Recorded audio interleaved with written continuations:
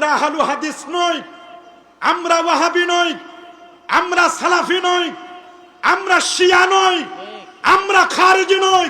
আমাদের পরিচয় হচ্ছে আমরা আহলুস সুন্নাহ ওয়াল জামাত। বলেন আমাদের পরিচয় আমরা আহলুস সুন্নাহ ওয়াল।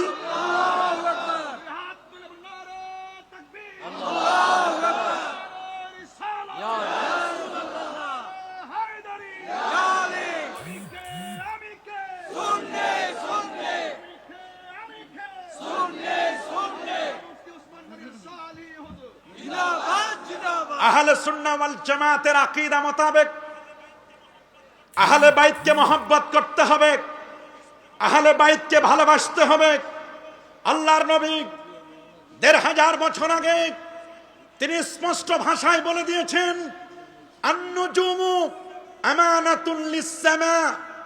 মনে রাখবেন, আন-নুজুমু আমানুল লিস-সামা। আকাশের সেফটি এন্ড সিকিউরিটির জন্য আল্লাহ রাব্বুল আলামিন নিযুক্ত করেছেন তারকারাজিগুলোকে। সুবহানাল্লাহ বলেন। কোটি কোটি তারকা, এবং এই কোটি কোটি তারকাকে পরিচালনা করবার জন্য সেখানে রয়েছে একটি সূর্য, এটি এজ এ প্রেসিডেন্ট, আর সূর্যের পাশে রয়েছে সেখানে একটি মুন, চাঁদ, এজ এ ভাইস প্রেসিডেন্ট, আর কোটি কোটি তারকা, এরা হচ্ছে পার্লামেন্টারি সাংসদ। পুরো আকাশটাকে সেভ করতেছেন মূলত তারকাগুলো। আল্লাহু আকবার বলেন।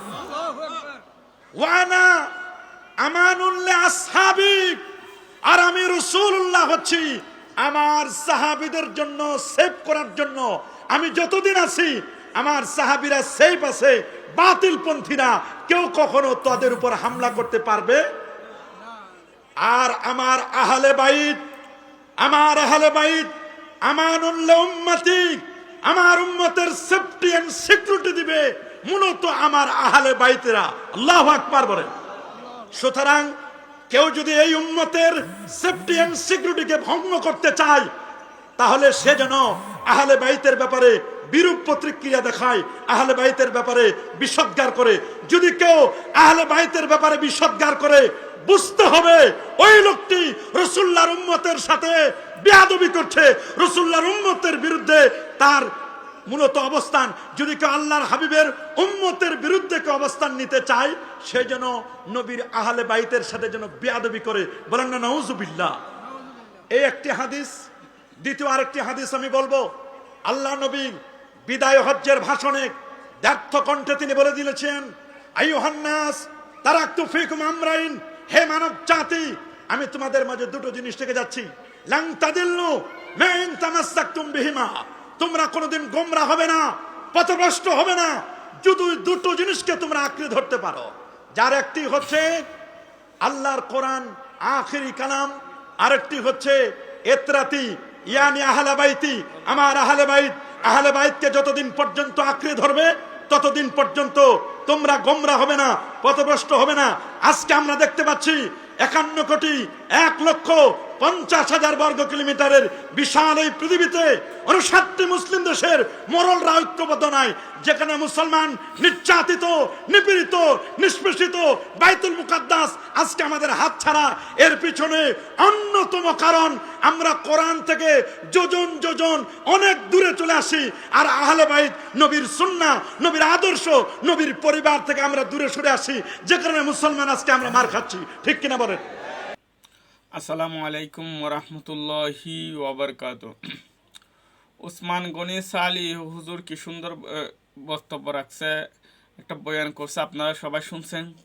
আমার কিন্তু খুব ভালো লাগছে, কারণ হয়তো আহলে বাইতের কে অনেকে হচ্ছে এরকম বর্তমানে মানে ঘৃণা করে, বলতে এরকম মানে তাদেরকে ভালোবাসে না, এরকম একটা অবস্থা চলে আসছে।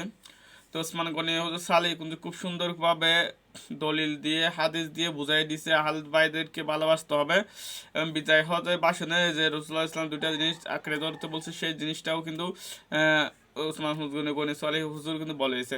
উনি হচ্ছে ওসমান গনি সালি হুজুর, উনি আপনারা কিন্তু সবাই জানেন এটা হচ্ছে সুন্নিয়তের একজন নক্ষত্র। আর হচ্ছে হয়তোবা অনেক বাতিলপন্থীরাও অনেক জানবে না, তাদের জন্য বলতেছি হচ্ছে মিজানুর রহমান আজহারি, মুজাহার রহমান আজহারির মানে উস্তাদ হচ্ছে মুফতি উসমান গনি সালিহি। আপনারা সবাই তো চিনে উনাকে, উনি কিন্তু খুব সুন্দর চমৎকার আলোচনা করছে। তো আপনারা এই ভিডিওটা সবাই হচ্ছে একটু প্রচুরভাবে শেয়ার দিয়ে সবাইকে ছড়িয়ে দেবেন, যাতে সবাই এই ভিডিওটা দেখে উপকৃত হতে পারে।